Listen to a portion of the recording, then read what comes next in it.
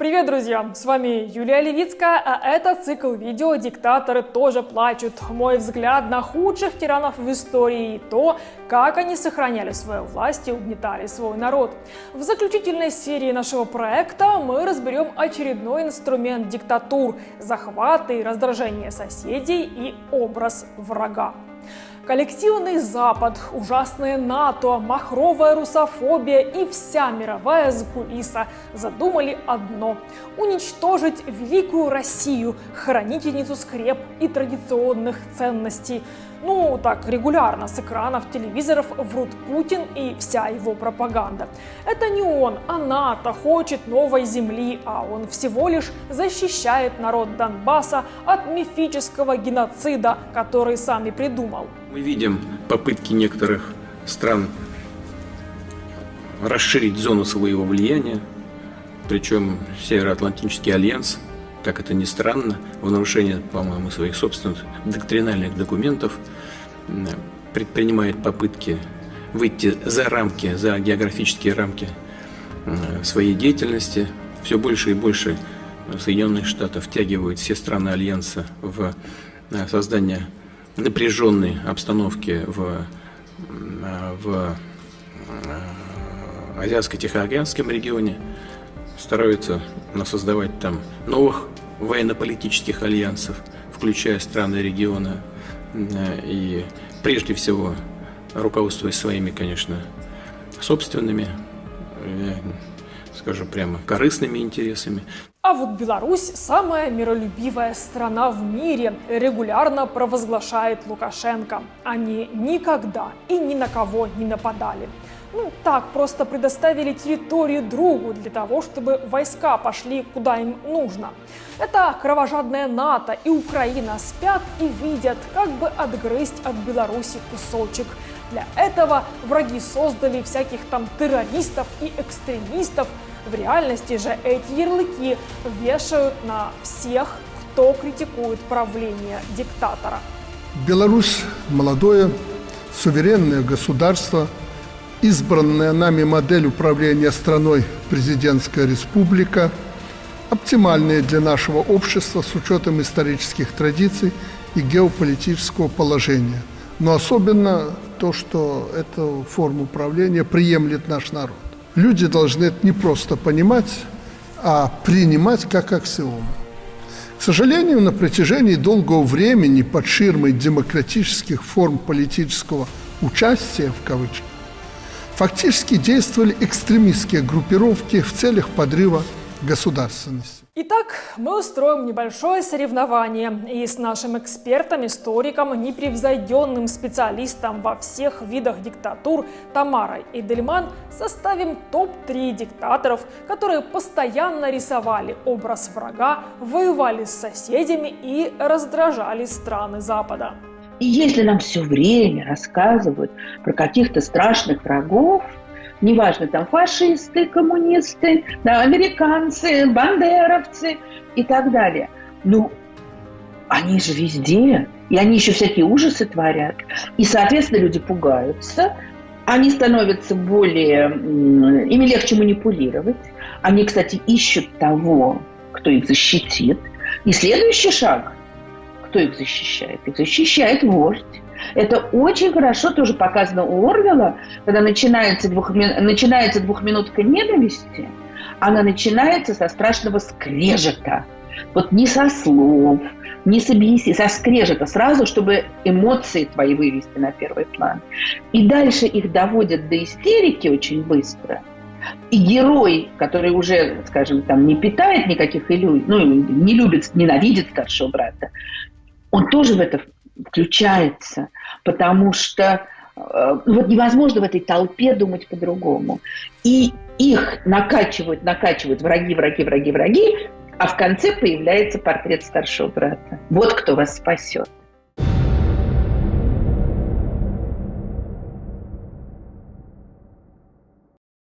Итак, на третьем месте нашего топа Фидель Кастро.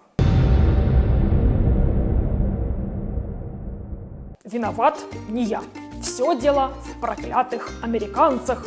Кубинский диктатор не сильно заморачивался над выбором внешнего врага. Кубинцы и так недолюбливали своих богатых соседей. И хотя американцы оставляли в барах, отелях, казино и борделях Гаваны тысячи долларов, но они, как говорил один итальянец, приходили без должного уважения. Ну, а это значит, что были врагами. Фидель решил эту вот ненависть перевести на государственный уровень. С Штатами надо бороться, ведь они, по мнению Кастро, диктуют другим странам, что им делать, скупают их предприятия и подчиняют себе экономику. But Cuba is a rich country with a wonderful future if we only have good government. Партизанская война, которую Кастро с соратниками начал в 1956-м, дала плоды через 3 года. 1 января 1959-го Куба была под Кастро. Он, конечно же, сразу организовал чистку тех, кто сотрудничал с режимом предшественника Батисты. Потом объявил врагами и соратников, ряды которых тоже поредели при активной поддержке товарища Эрнеста Че Гевары. А Фидель едет в США, жмет руку вице-президенту Ричарду Никсону и уверяет, что он не коммунист. There is not communism or Marxism in our idea. Our political philosophy is representative democracy and social justice in a well-planned economy. Впрочем, вернувшись, продолжает действовать как коммунист. В 1960 году Кастро национализирует предприятия и компании, которыми владели американцы. В ответ на это Вашингтон вводит торговое эмбарго. Попытка американцев свергнуть Кастро, известная как операция в заливе свиней, окончилась провалом. Десятки погибших и около 1000 пленных. Так Фидель выписал леща врагу-соседу сверхдержаве. Por vencidos, renunciar a la revolución, renunciar al socialismo, rendirnos. Правда, кубинцам от побед Кастро было не очень сытно. В марте 1962-го даже пришлось временно ввести карточки на основные товары. И эта кастровская временно растянулась до самой смерти Фиделя. Кубинцы получали по карточкам почти все. Кроме того, Кастро, конечно, пытался и дружить против общего врага, и коммунизм по-карибски таки держался на поддержке Советского Союза, буквально засыпавшего Кубу деньгами, лишь бы раздражать американцев. Our concept of freedom of the press is not yours. And I say this very honestly. I have nothing to hide. If you ask us if a paper could appear here against socialism, I could say honestly, no, it cannot appear. It will not be allowed by the government or the people. Экономически дружить против такого мощного врага, как США, получалось как-то не очень. Фидель тогда предложил Хрущеву еще одну плюшечку – разместить на Кубе советские ракеты, дальность которых позволяла наносить удары по Америке.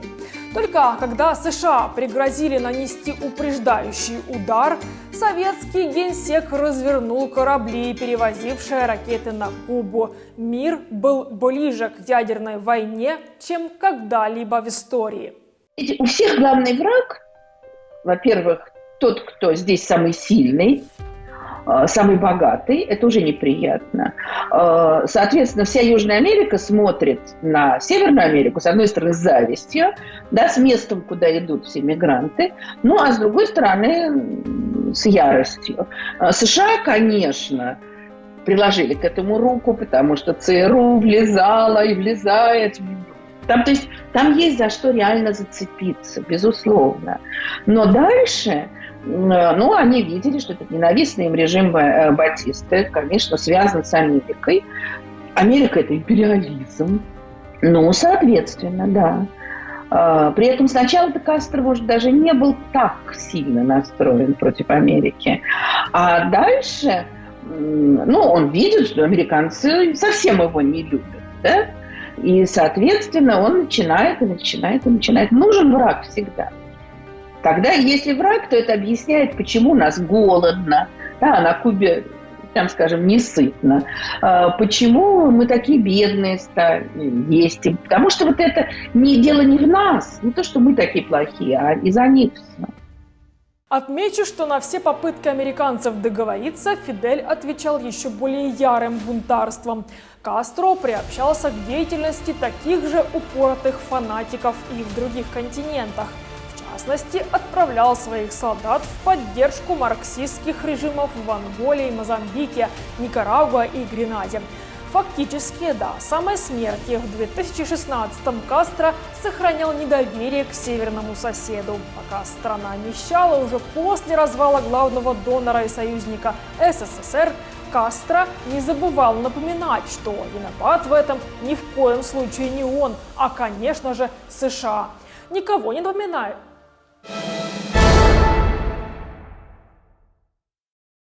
На втором месте чилийский диктатор Августо Пиночет. После военного переворота в 1973-м Пиночет обещает: армия вернется в казармы, когда победит врагов, а экономика страны восстановится. А на это, по его скромным подсчетам, нужно примерно лет 20. Диктатор начал с запрета всех партий. Кого-то Пиночет отправил в эмиграцию, кого-то арестовал, но наиболее жестким он был со своими соратниками. Мы предоставили ему возможность покинуть Чили. Он отказался. Я назначил последний срок. Лучше сказать, хунта определила последний срок. Этот срок истек, и начались бомбардировки и сражения, которые вы все хорошо видели. Итак, после военного переворота была образована военная хунта. Главными там был сам Пиночет, а еще адмирал Хосе Мерино, генерал Густаво и Гусман и генерал Сезар Мендоса. Все они были представителями разных видов войск и править договорились по очереди. Но потом что-то пошло не так, и Пиночет передумал. Мерино и Мендоса как-то смирились, а вот генерал Ли нет. Он даже позволял себе спорить с диктатором, и опального генерала вскоре отправили в отставку.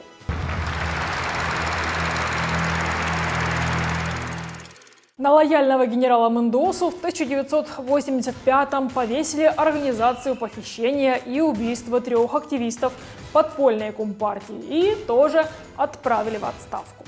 А вот самым невезучим стал тот, кого сам же диктатор называл своим будущим преемником – министр внутренних дел и министр обороны Оскар Бонилья.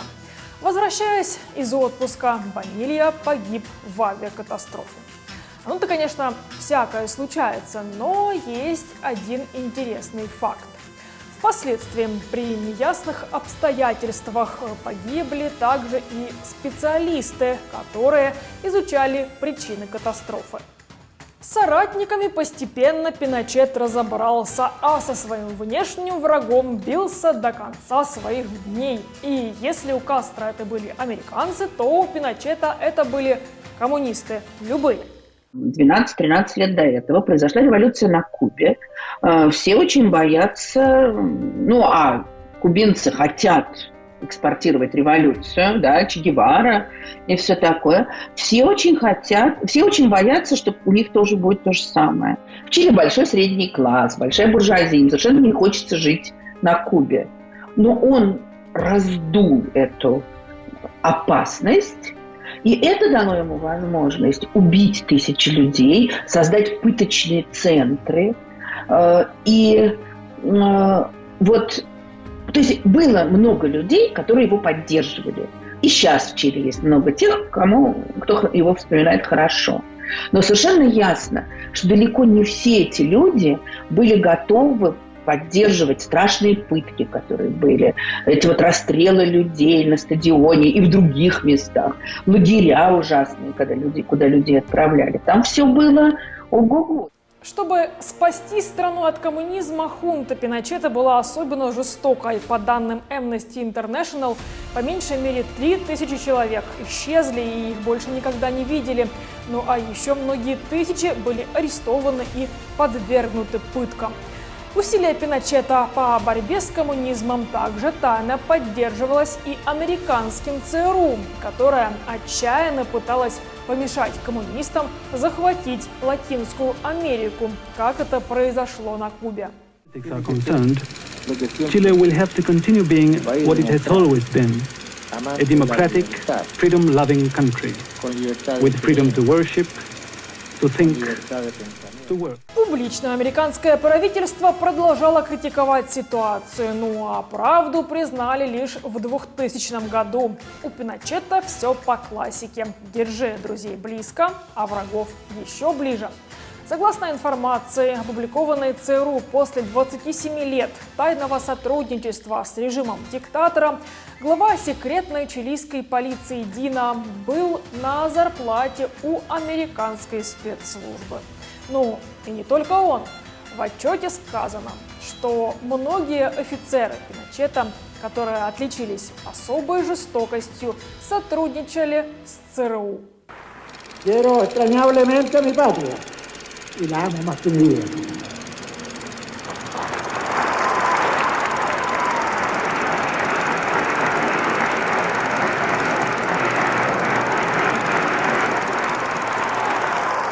К концу его правления поддержка и популярность диктатора упали до нуля. Пиночету были предъявлены сотни обвинений: коррупция, торговля наркотиками, пытки и похищение людей, убийства. Но до тюрьмы диктатор не дожил. Он умер от сердечного приступа. Его кровожадного антикоммунистического рвения достаточно, чтобы поставить чилийского диктатора на второе место в нашем рейтинге. И на первом месте у нас советский диктатор Иосиф Джугашвили, возможно, один из самых кровожадных тиранов в истории.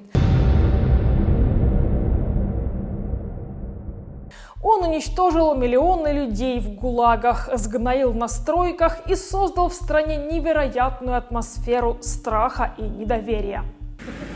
Мы вот действительно глядим на вас, рожи не у всех одинаковые.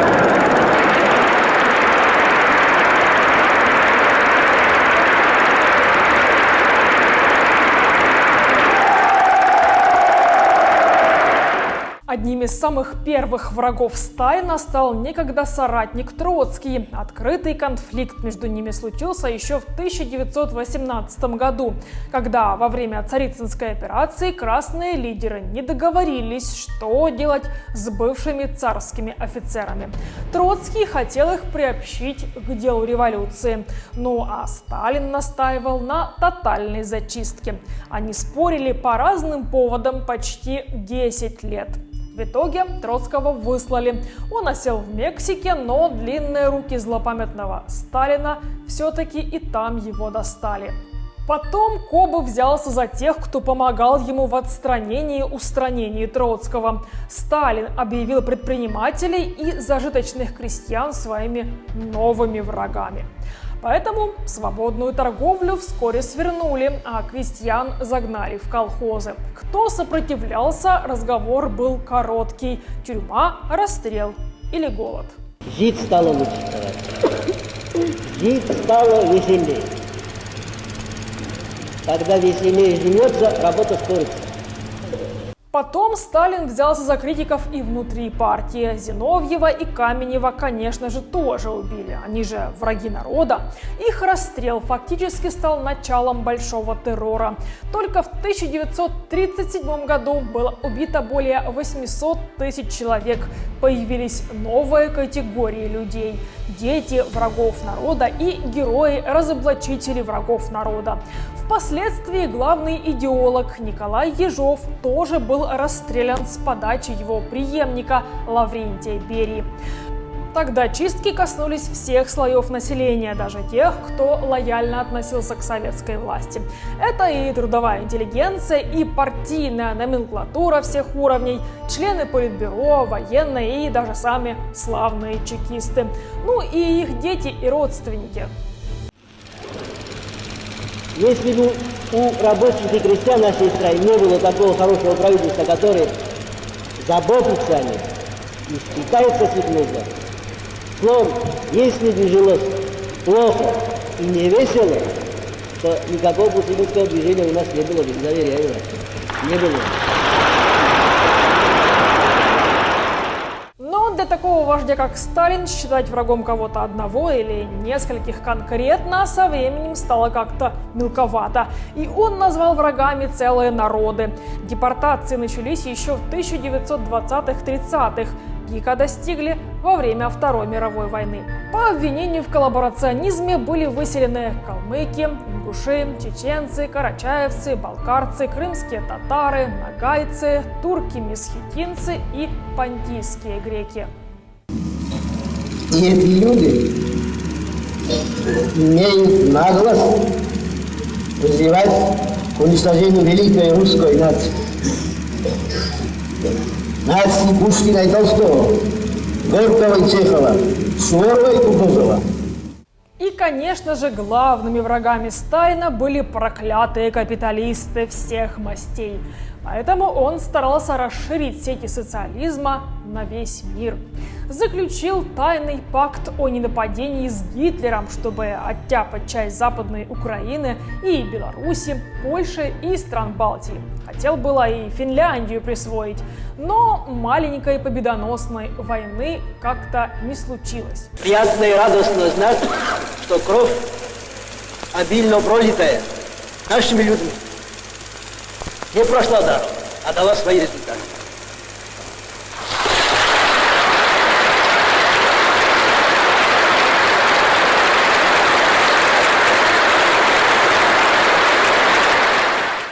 После Второй мировой Сталин таки расширил влияние в Восточной Европе, Китае и Северной Корее. Даже часть Германии стала социалистической республикой ГДР. Перед советским народом упал железный занавес, а США и СССР стали врагами сверхдержавами в холодной войне, что, собственно, и привело к созданию блока НАТО в 1949-м. США всеми силами старались сдержать амбиции Сталина и приостановить движение коммунизма в Европе.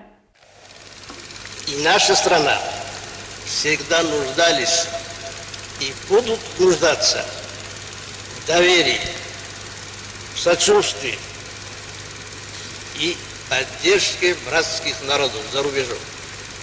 Особенность этой поддержки состоит в том, что всякая поддержка миролюбивых стремлений нашей партии со стороны любой братской партии означает вместе с тем поддержку своего собственного народа. Враги Сталину мерещились везде, и даже дома, и в семье. В разные годы сотрудники НКВД арестовывали брата и сестру его первой жены, сестру второй жены и ее мужа, бывшего мужа его дочери и жену его сына. Когда он умер в 1953-м, есть даже версии, что не по своей воле, вся страна была в трауре, а Красную площадь заполнили плачущие толпы. Даже моя 8-летняя бабушка, которая в глаза не видела вождя народов и чья семья сильно пострадала от коллективизации, признавалась, что плакала, потому что плакали все. Конечно, конечно, потому что любой тиран хочет, он должен на кого-то опираться, он не может один все делать. Он не может опираться на демократические институты, на гражданское общество.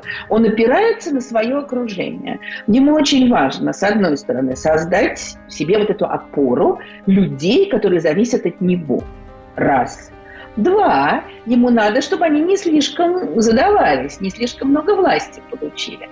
Поэтому, например, удобно, вот говорят, что сейчас Путин стравливает там разные группировки, чтобы они ненавидели друг друга и грызлись между собой, и только его видели как это друг. И провести чистку, поставить абсолютно своих людей, Ну да, и есть после войны еще раз, ну не так масштабно, но он тоже, вот ленинградское дело, то есть он убрал часть этой элиты, партийной, государственной. Ну и, как мы знаем, есть версия, что в 1953 году тоже готовилась еще одна мощная чистка. То есть ему надо все время, вот чтобы люди, с одной стороны, ему верно служили, но, опять же, он не верит, конечно, в то, что есть те, кто будут всегда ему верны. Он всех подозревает. И чтобы не слишком много власти получать.